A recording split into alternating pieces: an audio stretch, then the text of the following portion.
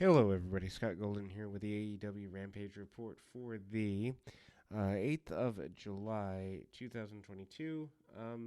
Not a bad show, but and certainly some good stuff. I like the 1 hour format. I wish more companies did 1 hour formats. 2 hours is often too long, and you're not tightening things up at that level. But Eddie Kingston and Takeshita entrances before the show on YouTube, which I don't know that makes sense. But anyway, Takeshita has been in the business for 10 years, but is only 26 years of age and has so far to go. Kingston gets frustrated on the mat early, and the crowd is solidly behind Kingston. Kingston gets Takeshita in a surfboard. Takeshita reverses it and catches. Um, there's also a point where he gets caught with a knee in the ropes, followed up with a gut wrench suplex. Kingston then pulls his strap downs, and they go into a chop fest. Catches him with a thumb to the eye. Kingston also then follows up with a bunch of machine gun shots in the corner, a headbutt, and then works on a chin lock. After that, they go to split screen. Kingston comes back and they exchange strikes on the apron. This ends with Takeshita hitting a German suplex off the apron. And then they roll out to the floor and they try to go for another German suplex. Kingston then reverses into an exploder suplex on the floor, and both guys make it before the referee and knocks his 10 count. Back in the ring, both guys exchange lariats, and Kingston gets a Liger bomb for near fall. Takeshita then blocks the spinning back fist and brainbuster for a near fall, and both men exchange forearms and palm strikes and knees, battling up to their feet, and they're pretty evenly matched at this point. Kingston then goes for the half and half suplex, but Takeshita comes back with a lariat, and they go back and forth with strikes. Kingston then catches Takeshita with a spinning back fist, then falls on top of him for a pin. Uh, Worth going out of your way to see if you're into this style of match. Athena and Kris Statlander cut a promo on Jade Cargill, calling her a coward after her failure to defend the TBS championship. During the break, A&E biographies for WWE airs, which I don't think is good branding, but obviously Tony Khan doesn't have control over what commercials air during his program. Hook video highlights the way he throws people around and takes them out. Gates of Agony, Toa Leona, and Khan with Tully Blanchard defeat Lee Moriarty and ROH World Champion Jonathan Gresham.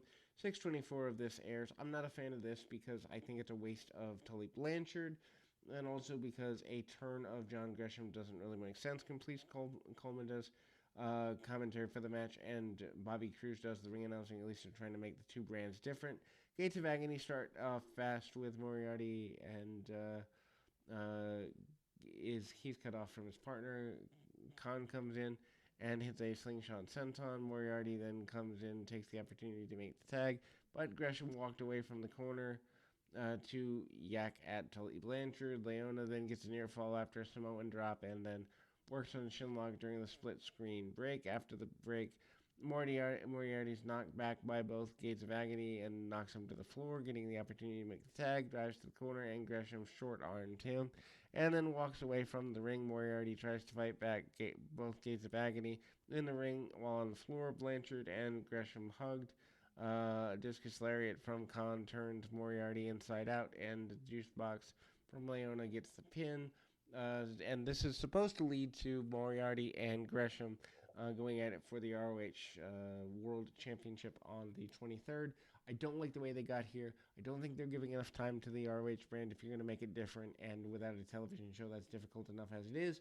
But anyway, Eddie Kingston cuts a great promo backstage. Kingston then prays Takeshita and promises to get Chris Jericho's blood for Ruby Soho and the Blackpool Combat Club. Kingston challenges Jericho to a barbed wire match. Why? Every drop of blood is a sin that you've committed.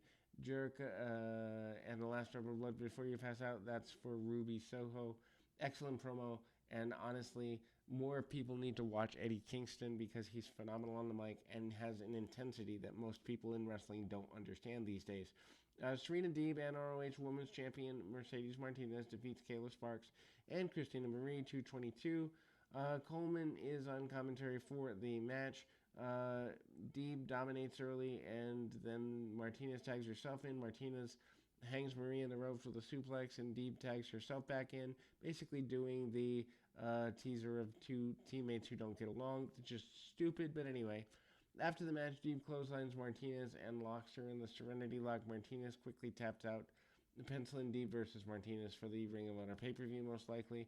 Anyway, Tony Schiavone interviews Jonathan Gresham and Tully Blanchard. Gresham is sitting home until Blanchard called him up despite signing a contract back in March. Schiavone answers, Tony Khan has made Gresham versus Moriarty for the world title official next week on Rampage.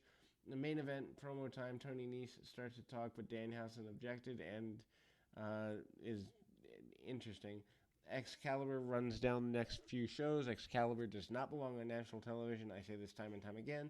When you've got Caprice Coleman, Ian Riccaboni, and even Kevin Kelly, who was there for the New Japan pay-per-view, there's no reason to have a Bucks Vanity Project cosplayer as your lead announcer. Anyway, Firefest in week 1 for this coming Wednesday. Claudia Castagnoli and Jake Hager. Anna Jay and Serena Deeb. Tag team titles Young Bucks versus Strickland and Keith Lee versus Starks and Hobbs. Christian Cage interview Luchasaurus in action. Rampage next Friday. Lee Moriarty and Jonathan Gresham for the ROH Championship. Gun Club interview and Private Party versus Lucha Brothers. Firefest Week 2, July 20th, Kingston Jericho in a barbed wire death match with Jericho Appreciation Society suspended in a shark cage. Then we go to Orange Cassidy with Danhausen defeating Tony Nese, Smart Mark Sterling, nearly 15 minutes, just under. If Nese won, Cassidy would have to sign a petition that would have Swerve Strickland kicked out off the AEW roster. This is just a dumb gimmick.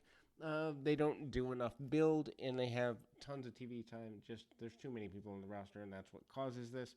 Cassidy avoids a pair of leg drops early and catches Nese with a stun gun drop kick. Crowd's getting behind Cassidy. Nese flattens him with a back elbow. Cassidy then comes back at Nese with a mare and ties him up with a crucifix on the match for a near fall. After the commercial break, Nese has Cassidy locked in a body scissors. Cassidy comes up with a spinning DDT, but Nese reverses into a Northern Light suplex. Attempting a near fall, Nese then punches Cassidy down on the mat and goes up to the top turnbuckle. Cassidy blocks a suplex attempt and knocks Nese to the match. Danhausen and Nese get into a confrontation on the floor.